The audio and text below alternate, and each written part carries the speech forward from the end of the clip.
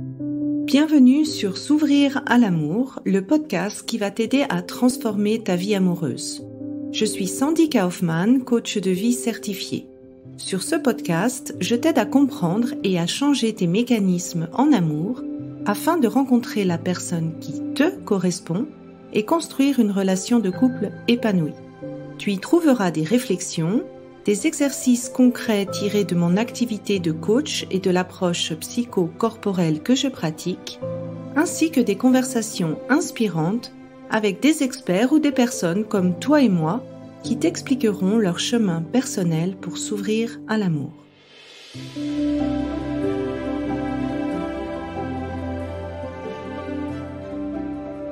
Tu écoutes l'épisode 18, blessure d'humiliation, comment elle se manifeste en amour.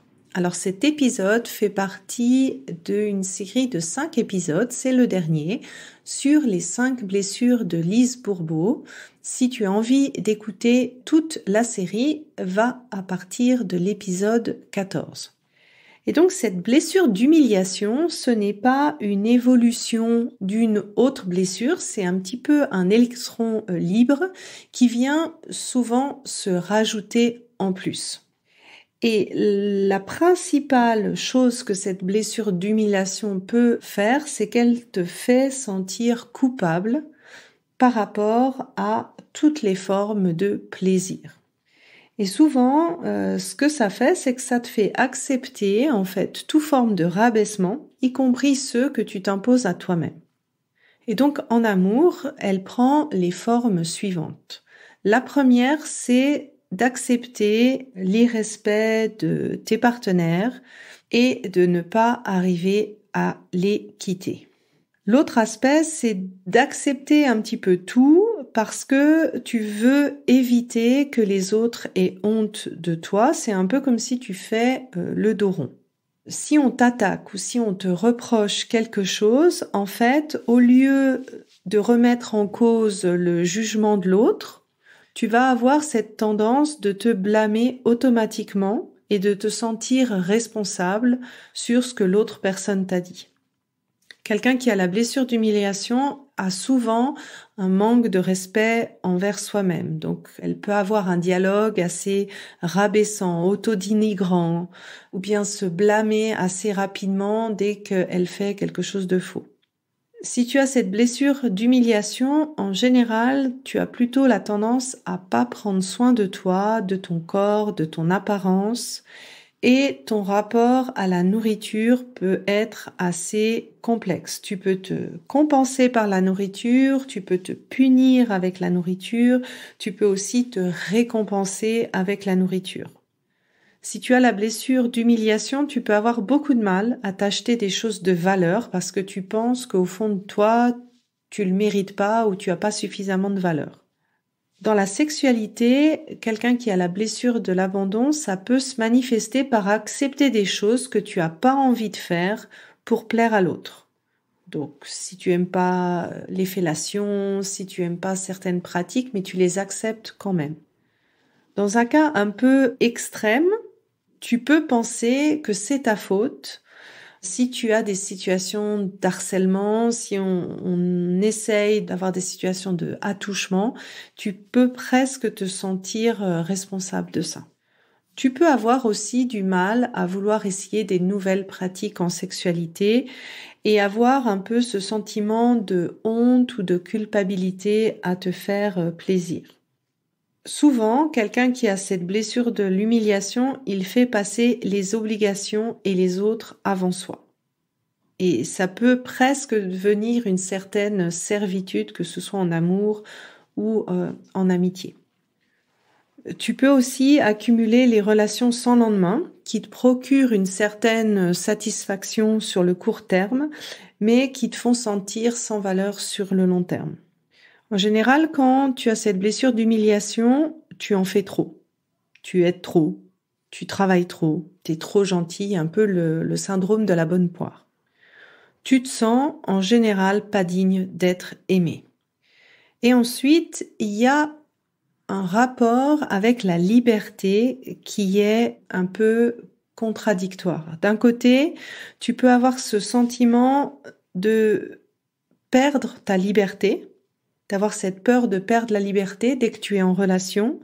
Et en même temps, quand tu as trop de liberté, en fait, tu peux avoir cette sensation de pas arriver à te contrôler.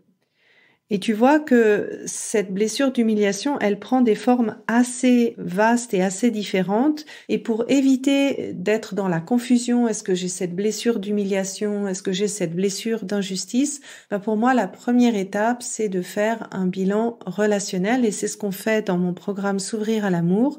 Parce que en regardant, en fait, comment tu te comportes, que ce soit en amour, au travail, avec tes amis, tu vas arriver à réaliser si c'est vraiment une blessure d'humiliation ou une autre blessure.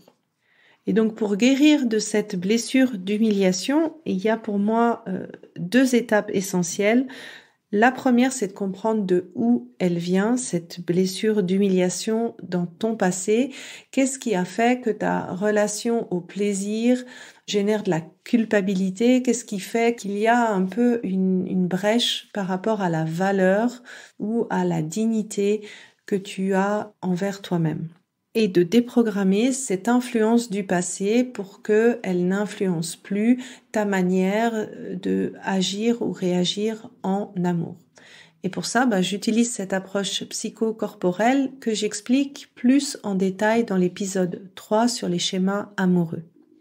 Et ensuite, ça te demande de te reconnecter, de retrouver ta dignité, de te reconnecter à ta juste valeur. Moi, c'est ce que j'appelle toujours de recroire que tu es ta propre Beyoncé et de recroire que tu as le droit à un traitement 5 étoiles. Et ça commence par le cultiver envers toi-même. Je te donne un exemple. Quand tu as envie de te faire plaisir, tu te fais plaisir 5 étoiles.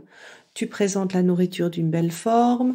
Si tu as envie de craquer sur quelque chose, tu vas pas prendre la petite chose pas chère, tu vas aller vraiment acheter quelque chose qui a de la valeur pour un petit peu te confronter à la valeur que tu penses avoir maintenant. Et au départ, ça va être gênant parce que tu vas ne pas te sentir en droit de. Et une fois que ça c'est atteint, la deuxième étape, c'est d'arriver à te défendre et à te respecter quand il y a des situations d'irrespect vis-à-vis des autres.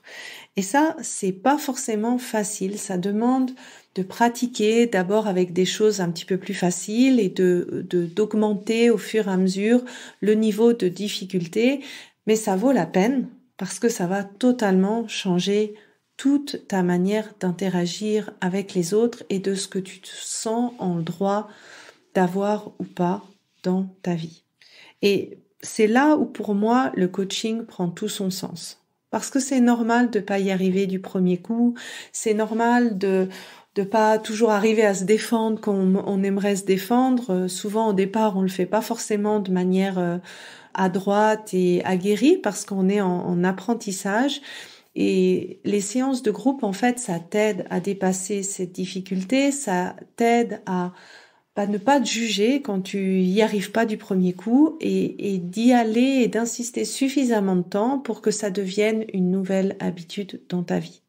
Et ces séances-là, c'est ce que je propose également dans mon programme S'ouvrir à l'amour.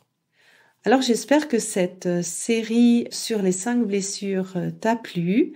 Dis-moi dans les commentaires comment toi tu décides de devenir ta propre Beyoncé. Viens partager avec moi sur Instagram, je me réjouis de t'y retrouver. J'espère que cet épisode t'a plu et aura été source de réflexion pour toi. Pour continuer d'échanger, rejoins-moi sur Instagram via Sandy Kaufman Love Coach et n'hésite pas à me partager en commentaire ce qui t'a aidé dans cet épisode. Et enfin, si tu es prête à t'ouvrir à l'amour et à transformer ta vie amoureuse, je t'invite à rejoindre mon programme de coaching S'ouvrir à l'amour. Tous les détails se trouvent sur mon site sandykaufman.ch. Et n'oublie pas, il n'y a que tes peurs qui te séparent de l'amour.